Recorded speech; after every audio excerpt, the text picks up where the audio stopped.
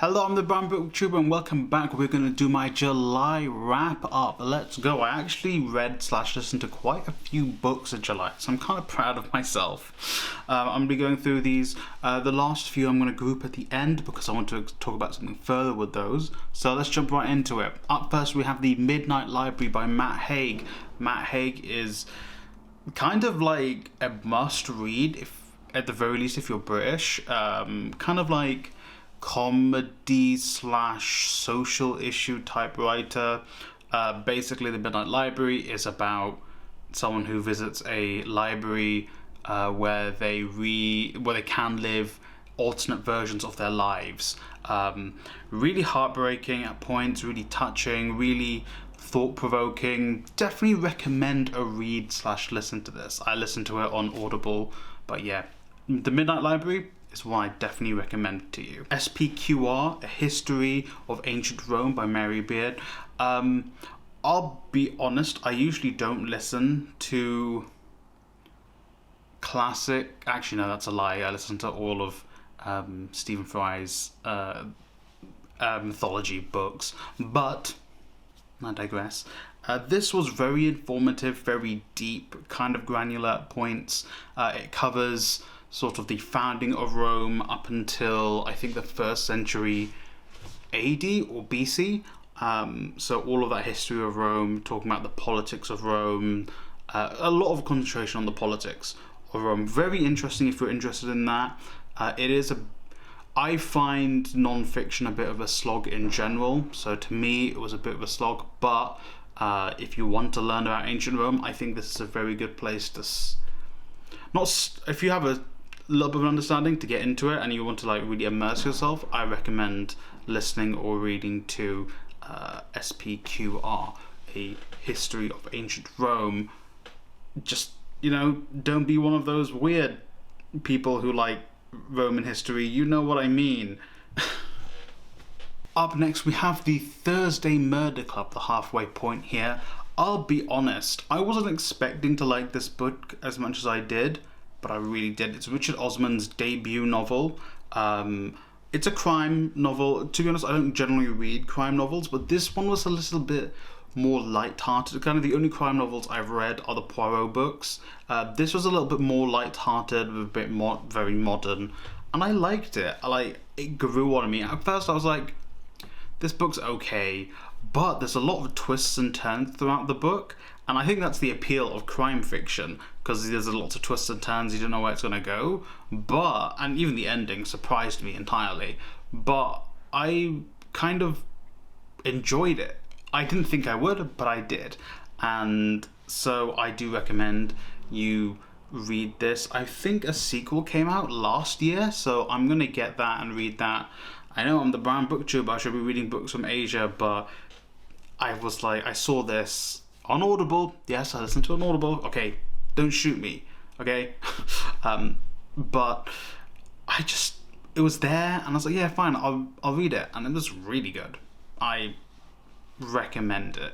And Richard Osman gave a really good interview at the end of the book, so I quite like that too. Okay, now we're actually going to go into books that are from Asia, in Asia, about specifically Palestine. I am doing the Palestine Reading Challenge live stream tomorrow, Friday, 7 p.m. GMT, I believe, with Sim and Nicole. We're going to be talking about our experience participating in this Palestine Reading Challenge.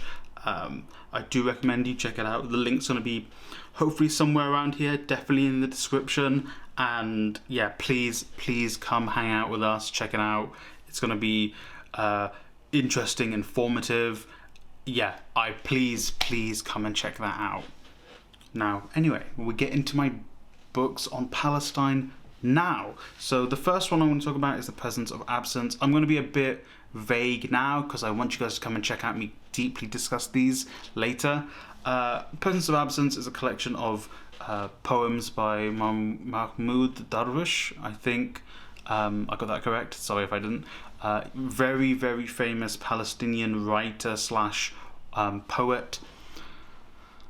I think it's a thing where when things like poetry especially are translated into English, they do lose a little bit of their flair. I know, obviously, I think I read the translator's notes beforehand, very much tried to keep the feel of the poems / prose as well as they could, but obviously that's difficult to do when you're translating into a completely different language, especially a language like Arabic, which is very, in its speech and flow, if you know, it can be very lyrical / beautiful. I mean, all languages can do that, but again, very lyrical, and that might be something that's missing with the English. I mean, I enjoyed and engaged with a lot of the poems. They're like epic poems almost. I very much engaged with a lot of those, very much so. But I think maybe if I could read Arabic, it could maybe have been even better. But again, very much pick it up. Even the English translation is beautiful and heart-wrenching as well. So I still recommend you read. Up next is Jokes of the Gunman. It's a collection of short stories by a Palestinian author or a Palestinian diaspora author. I think there's about 10 short stories, maybe a bit less, a bit more. I think about half of them were engaging, the other half were, I don't know how to say it without being rude. Like, they weren't, as in none of them were bad, but I think some of them were a lot stronger than the others. And the ones that were stronger were the ones that appealed to me, and the ones that weren't, didn't. There was, obviously when it comes to short stories, you do often try to be a little bit mysterious and, you know, just, it's more, you're making a point, you're making a statement with this piece, and I think that's kind of what a few of these short stories were. They were more artistic statements, which isn't a bad thing. I just don't think that's my style. I picked this up online to read. It's got a very nice cover, I'm not going to lie. But when I'm talking about the cover, we're talking about the book. I'll go into more detail on the live stream tomorrow. Please check that out. Link in the description and or up here if I can make that work.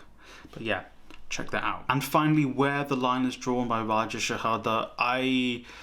Again, it's a book, another Palestinian book. It's by a Palestinian lawyer and human rights activist, Raja Shahada, about his relationship, his life living in Palestine, his relationship with Israelis, his Israeli friends, the Israeli government, the Israeli police, the Israeli occupation force, and his experience living life. So stories about his life, things about the Intifada, his father was one of the biggest proponents of the two-state solution. His father was murdered by extremists. Oh god, that's going to get this video suppressed, isn't it? I digress. Very, very interesting read. I mean, I took a while reading it at first, and then I was on a train journey and just got through the last 150 pages in one journey. At points I was like, I had to stop. I had to like, just, you know, when in your soul, your chest, you're just like, oh my god, that's a feeling you get from this. Again, I'm going to talk about this more tomorrow on the live stream, so please check out the live stream.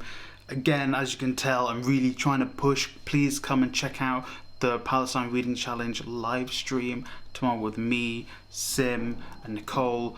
We're going to be engaged. We're going to be talking about the things we've read, about some of the challenges that were put forward by Sim and Nicole. I think together came up with them, and really just talking about just the situation. I think as a whole, please come check that out. Please, if you have read any of these books, let me know in the comments down below what you thought. If you're going to pick up any of these books, please tell me if you are. I would love to know that. Remember to like, subscribe, share the video, check out the live stream tomorrow, and I hope you read a fantastic book today.